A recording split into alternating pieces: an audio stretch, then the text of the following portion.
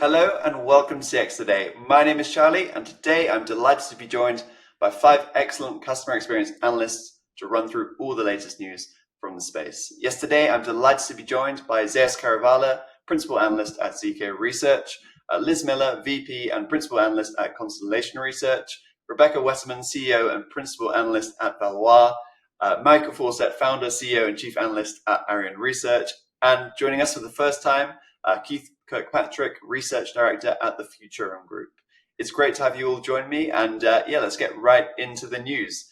And I think the big kind of first story that we must discuss is the departure of Jeff Lawson as CEO of Twilio, the company that he built.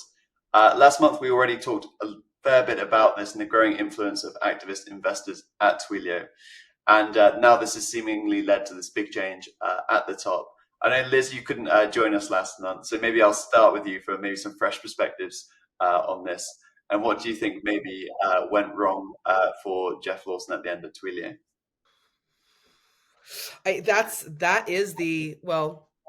How much money have they lost so far? Because that would be the X $1 million question, right? Like that's that. I think that's where we're at. I mean, I think that it's kind of one of those, like, it's sad to see him go because, what he built is that solid base. You look at Twilio and you're like, wait a minute, there's a lot of great stuff in there. They've made a lot of really good moves. There's, hey, wow, that, like, you hear about a tool or you remember, you get a briefing, and I don't know about you guys, but like, I sit there and kind of go, oh yeah, they really are really smart people with really smart ideas.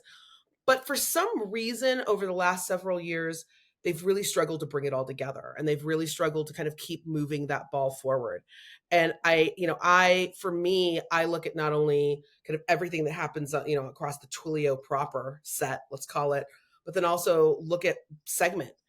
And I got to tell you, I'm frustrated every single time I think of it because I want to see where the innovation is. I want to see where the advancement is. Where's the investment? Why aren't we moving forward? We keep bringing up the same thing every single time. And it's kind of like this incredibly frustrating moment. So I think that at some point, there does have to be that massive shakeup and that giant reckoning. And sadly, I think Jeff's the reckoning, right? I think that moment of we've got to do something drastic is Jeff's departure. Do I think it's going to solve all the problems? That's my bigger concern, because I think a lot of times when activist investors come in, they make that big chop at the top and there's no real strategy there, right? Like there's no real response to fill in that vacuum. And they've got a really short amount of time to really prove, I think, to their customers first, the market second. We all come down to probably a very low third, that there is a strategy and that it is implemented at second one. And I gotta be honest, I don't see it. I mean, the problem, and I think I probably said this on the show last time, are activist investors who don't understand the market or the technology. And so they come in with these great ideas like, oh, here, just sell off half your business. That'll be great. Everything will work fine. Except no. And unfortunately, especially in a company that, started as a developer focused API based platform and has started to make that kind of traditional shift to an application company, and they're in the middle of it. They're not done. And so, it's a complicated thing, and the market's been complicated. So I don't know. I hate to see Jeff go, but at the same time, I know internally they've had a lot of disagreement on that strategy and how to execute that strategy. And I'm sure that's caused, part of that financial miss. Like many founders, though, they do have a hard time executing on the vision. Yeah. So I do think Jeff had great vision. They acquired a lot of companies. I remember when they launched Flex. That was around the time that Amazon launched Connect. Yeah. They never really became the disruptor in the contact center space like Amazon Connect has become. And I also thought the Segment acquisition kind of distracted them from what they were trying to do with contact center. Yeah. So their strategy ebbed and flowed. And I do think he's a great visionary. I think he had a good idea of what he wanted to do with the company, but not all visionaries or execution people.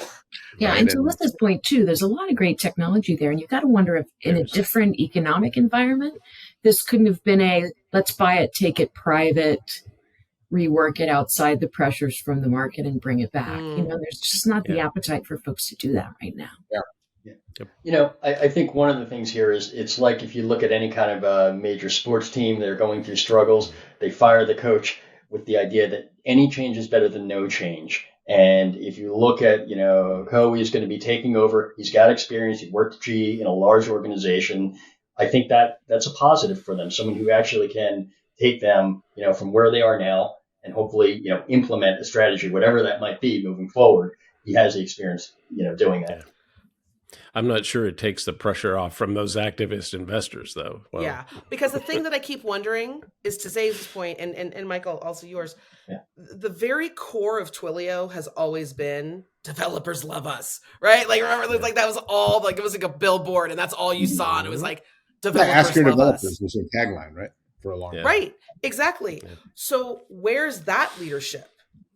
Because the actual market of developers, the actual people building this stuff has changed drastically, right? Their demands, their needs, how they want to build, whether it is something that's in the contact center, whether it's across telephony writ large across their organization, whether it's about data. This is a very different group of people that they need to be selling to. And there are times, and I don't know about you guys, I don't think they remember that. If you're selling Segment and you're also selling Twilio, that's a very different developer who's looking at data and the fabric of data that's across your organization. Where's that realization? And that's where I feel like some of these missed balls. And say, as to your point, maybe that was the wrong way to go. Maybe trying to pretend you were a marketing automation company was not actually the direction you needed to move in. But that's where you are now. So it's like, and to Keith, your point, listen, you changed your coach, but you got to play the game you came to play. Right. Yeah. And I mean, there's been a big kind of transition in the marketplace too from CDP, right? We had the idea of CDP, and then we ended up with marketing, and it was all about marketing. And now, we're trying to talk about it in a different kind of perspective across the whole business, and how do we aggregate all the data, and we need that for AI and all the other things we're doing. So I mean there's a ton of confusion around the CDP space right now anyway. So they're definitely still in the marketing toy for marketing things lane. Yeah, unfortunately, but there's certainly other people that are trying to use it for the broader application, and it's very confusing, I think, right now. Yeah, excellent. I think lots of really great stuff there. And it's interesting too that they've pulled Flex back into the communications platform, away from the data analytics with Segment too. And perhaps that kind of highlights that they themselves have recognized some of those issues, and hopefully it's something that the new CEO will work out, but we'll see. I do want to kind of shift gears now and talk about a big acquisition that's happened within the customer experience space. And that's from Zendesk, maybe one of the biggest CX vendors that we don't really talk about that often on this show. And they've bought up Klaus, a provider of contact center quality assurance and analytics. And this comes after the acquisition last year of Timeshift, the WFM, the workforce management platform. And this seems to give them quite a good basis for a workforce engagement management platform. And that they might be an interesting new competitor there. I don't know. So as we talked last year, maybe 2022 now even, after Zendesk's acquisition from kind of investors. What did you maybe make of this move in this direction into kind of the WEM space? Well, I think it shows they are trying to. Well, first of all, the contact center space, or what everybody that plays in that's getting awfully crowded now. It's like everybody that has anything to do with customer experience is throwing his hat in the contact center space. So that's going to be interesting to see how it shakes out. Also, I do think if you're going to play in the space, that you do need to have quality management, workforce management. A lot of companies partner in that area, but more and more, you're seeing more companies build their own, right? And so I think this is all like bricks in the wall for Zendesk to move out of this kind of niche space they've been in and actually become a real, CX or contact center company. And they've got a good brand. I mean, they've got really good customer loyalty. So I don't really see why they can't be successful here, other than it's just a very crowded space. But I'd look for them to add to that. I do think that, you look at a company like NICE, one of the reasons why they're so successful, I think at the last analyst event, they said when they replace a vendor in the contact center, there's like 15 other products they replace along with it, or something crazy like that. And so those are all products that if you bring partners in to do, you're just opening the door for somebody else to sell in there. So I thought it was a good move for them. But what they're not replacing is CRM. And that's what Zendesk has, Yes. right? I think a lot of times, especially in contact center, we want everything to kind of come into the contact center. And I think what Zendesk does very effectively is pulls the contact center into the rest of CX and CX writ large, not CX for the contact center, right? And so I think that when we look at something like Zendesk, it's also important to understand that they've still got a really strong sales product, even though they aren't really investing in it right now. They're not really promoting it right now. It's a handy little product. It's actually delivering revenue for customers who are using it effectively. So I think that, I do think that you're gonna gravitate and you're gonna lean into what you know. And with the Genesisification, is that what we all agreed was going to be the descriptor of that? When everyone in your C-suite suddenly became someone who worked at Genesis, and that's everyone that you hire then used to work at Genesis. It's the Genesisification of an organization. That's certainly what's happened at Zendesk, and I think we're starting to see that, and we're starting to see some of that play out. Yeah, they have more Genesis execs than Genesis does. Yeah, right. They're like, they have more Genesis. Yeah, it's like the alum party is happening at Zendesk right now, but that's fine.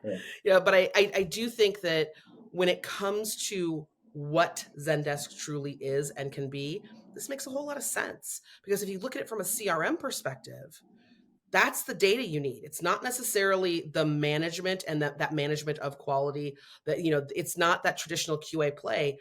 This opens up a whole opportunity for a lot more data, a lot more control over how that CRM is really playing out in those moments that matter. Because again, I think we've all said it before. I've heard every single one of you say this. I know we all violently agree on this. For all these great tools that are embedded with AI and Gen AI, and oh my God, have you heard about this thing? It's called AI. You spell it with two letters, A and I. Okay. Yeah. For all of that to work, we do not have enough data. The contact center is going to run out of data very, very quickly for all the things that AI is promising to do. And I think solutions like Zendesk are trying to figure out, how do I expand the corpus without really blowing up the rest of the stack? So I think it's a good move. I actually think there's enough data. It's just in silos, right? Which is the problem. Well, the other thing interesting too with this, to Liz's point, is, there's a lot of data in QA, and we're sort of at that interesting point where all of a sudden with AI, I can actually do QA consistently using data from all of my cases and not just the ones that a manager is cherry picking. So could Zendesk have built this on their own? Sure. Are they getting a set of data and a set of models trained on that data? Right. To do QA very well? Yeah. Yes. What's that worth given what's going on in the market and the evolution with AI right now? I'd say it's a good buy too. Yeah, it was definitely a hole for them, and they were already in partnering with them to use the solution anyway. So it's just a logical next step, I think, to bring it in house and expand their footprint. It definitely is a positive in my perspective anyway. Yeah. Well, definitely. The other thing it does, it gives them additional credibility in the market in terms of, everyone has been talking about quality, not just with live agents, but also digital interactions, being able to really refine those interactions based on data, as opposed to just saying, well, we think that, that people like to do this and that. So, yeah, I agree. I think it's a good play. And it's, again, though, Liz, to your point, bells, whistles, whatnot, we hear about it all the time. It is truly, it's about the data. Yeah, it's interesting to think about. For every Zendesk ticket now, you'll have an automated quality score alongside the intent and the sentiment, and things that maybe a contact center could do with that is, it is quite impressive to think about. And just kind of one final topic now to shift gears. Again, I do briefly want to talk about Verint. We spoke about them quite a lot last year, but they announced at the start of this year kind of a big $49 million healthcare win, and they were very much kind of emphasizing how open CCaaS and specialized bots were a big part of that. And I know kind of they had this big analyst event. They have a lot of bots. A lot of bots. Yes, they do. Yes, they do. I think somebody told me it'd be they're hoping to get up to 150 before the end of 2024. Yep. So it's quite a lot going on there. So it'd be interesting, to get your thoughts on kind of where you see this strategy going. I saw, Rebecca, you actually put out a really good article on this. So I don't know, maybe if you want to start on this one. Sure, they do have a lot of bots and some pretty aggressive goals for getting there. And I think if we look at the approach, it's about changing sort of the model, but it's also about rethinking pricing and how we do this. So how do I price these deals when I'm not pricing on a per seat basis, but instead on a resolution basis? And that's going to require a lot of contact center managers to kind of rethink how they negotiate on pricing. So yes, the technology is interesting, and yes, they have a lot of bots out there, and yes, they're certainly making some investment and winning some big deals. But for everyone, I think this sort of marks us starting to rethink about when digital channels are the majority of interactions. How do I price these sort of things effectively so I'm not tethered to a per user or per agent model that doesn't make sense anymore? I talked to a BPO who's they've shifted large at all digital interactions, and the pricing model, I won't say who the vendor is. Once you owned a handful of seats, agents, that you got unlimited digital, right? And so he said their costs have gone way down. And then I talked to the vendor, and I do think a new pricing. I do like utilization based pricing. I know Amazon uses that now, and I know TCN uses that. They've got their TCN doesn't have any contracts, so they're all consumption across. It scares customers at first because they don't really know what their bill is going to be. But I think you could almost do something like the power companies do, where if you want to flatten it out, here's what we assume you'll have, and you pay the overage or whatever. But I do think the model that we've used, the per user, per agent, per month, is just it's long overdue for a change. It's getting old fast, especially with AI, right? Look at where everyone, even if we look outside the industry and the market, you've got, Salesforce, Data Cloud, that's all on consumption. You've pretty much got everyone who has woken up to the reality of AI. Every vendor has realized, dang, yes, compute is cheap, but this type of compute isn't as cheap as we want it to be right now, right? So it costs a lot. Like, you want to do Gen AI, you want to do you want to have all these big bots. Guess what? This is not an inexpensive venture for any of these vendors. So they're having to shift the price model, but they're not quite sure because, Zays, to your point, and it's an excellent one, there's a whole lot of sticker shock. But then the minute they make that step, they're like, oh, wait a minute, my prices came, my costs came down. We're seeing this. Yeah. They're looking for that offset, whether it's an offset in digital. They're looking for that no contract promise. But the reality is that, it's a dangerous move with a CFO, right? This becomes a real slippery slope real fast because we've been here before. Like we this is not a game. None of it, like, we have all played this game before on pricing changes. And all of a sudden the CFO is going to be like, oh, okay, well, this is how it's always going to be then. So now the goal is going to be bring down your consumption.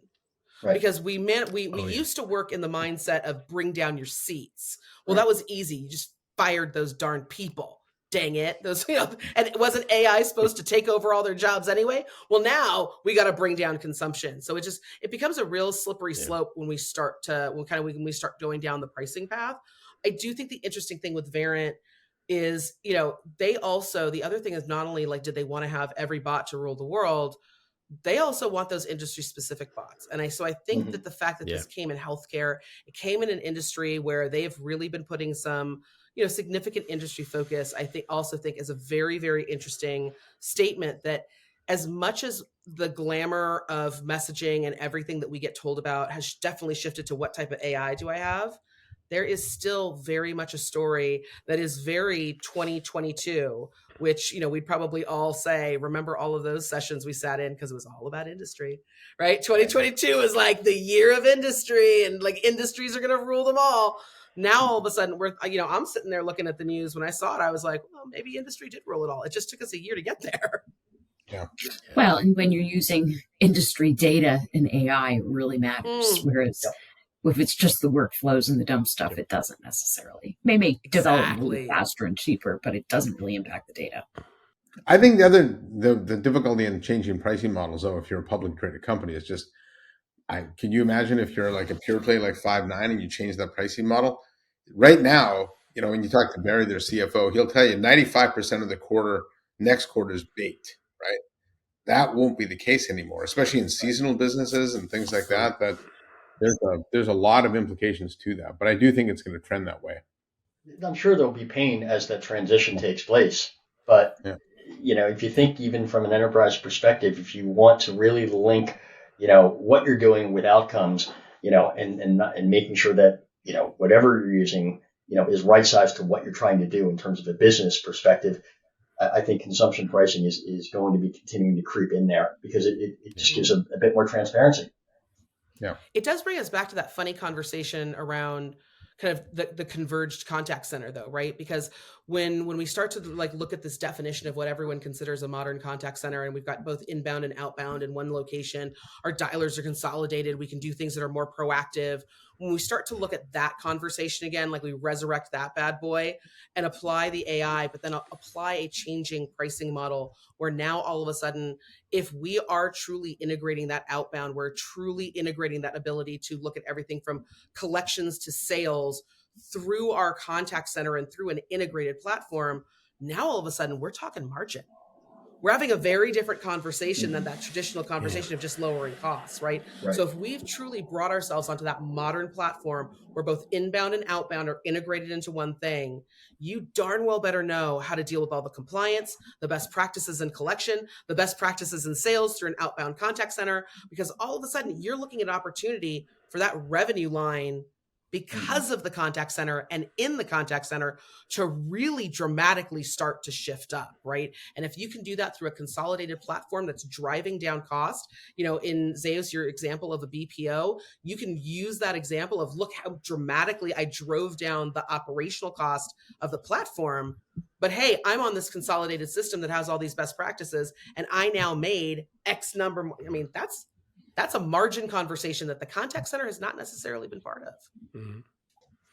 I think too the the strategy of this very small focused bot. So everything has these carve out features, and it's very specific to that task or set of tasks. That's really something that you're seeing across a lot of different AI startups right now, in a lot of ways that this can be deployed. GPTs, and you're starting to see a lot of that anyway. And then the other thing is, of course, AI is also starting to shift in general towards vertically focused. So this just fits right into what they're doing. I think it's working well, and it makes a lot of sense. Is it wrong of me that I also can never get the phrase "I've got big bots and I cannot lie" out of my head? Like I just can't help it, and I kind of blame Verint for it. So thanks, guys. That's awesome. Yeah. Way to start my year. Now I'm gonna blame Charlie for it too. Now you've put it in my head. Thanks, Liz. But lots of yes, mission accomplished. Yes. Yeah, I think lots of really great stuff there. We kind of stayed on the topic of Verint, but lots of really great other discussion in there too about the future of AI, which is always great. So thanks to all of our wonderful experts for joining me, and everybody for watching. Bye for now.